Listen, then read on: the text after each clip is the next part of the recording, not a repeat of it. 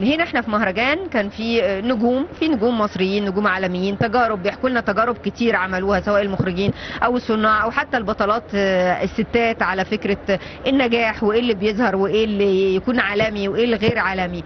بتستفيد من الكلام ده، بتستفيد من القرب من مثلا نماذج. معرفش لما الواحد يبقى جده كمال الشناوي ده قرب من النجوميه كلها، يعني استفادتك من ان انت تعرف قصص النجوم والفنانين الاخرين بتبقى بالنسبه لك كفنان ايه؟ من تجربتي البسيطه ان انا اكتشفت ان مش كل بني ادم في الوسط الفني بيعيش نفس التجربه. يعني ممكن جدي يبقى عاش تجربه مختلفه تماما، مع اني انا بحاول اقلده بس ما عايش نفس التجربه خالص. وحتى التلقي بتاعي للدور وطريقه ان انا بذاكره والطريقه اللي انا بقدمه بيها، الاكسبيرينس بتاعتي مختلفه عن بتاعت جدي، مختلفه عن اي ممثل تاني. فحلو ان الواحد بيسمع، لانه تعدد الافكار وتعدد الطرق بتعلم منها.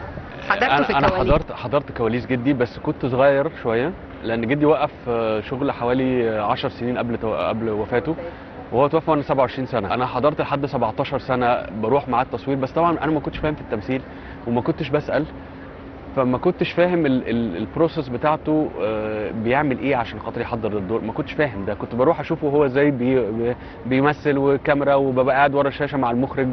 كانت ظروف التصوير بالنسبه لي سطحيه جدا، فما اخدتش منه اي معلومات عن التمثيل. المعلومات اللي جات لي من بقى نزولي ورش تمثيل، ثم دخولي المعهد، دخلت سنه في المعهد فنون مسرحيه، ثم تكملتي في الورش مع اكتنج كوتشز كتيره جدا، وفي الساتس بقى. اكتر حد في الورش درس لك اثر فيك؟ كتير، بس اكترهم يعني حاليا هو دكتور فريد النقراشي.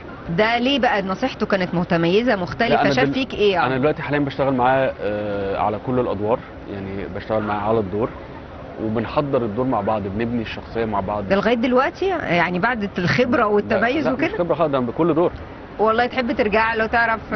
بنذاكر مع بعض، احنا بنقعد مع بعض مثلا في تحضير قبل الدور شهر ونص، بنحضر بنبني شخصيه، لان هي انا كنت فاهم التمثيل غلط، وفهمت ان التمثيل هو عباره عن ان الواحد يمثل بتلقائيه. ودي سطحي جدا لما التمثيل. انا ابتدينا نبني شخصيه بقى من جراوند زيرو.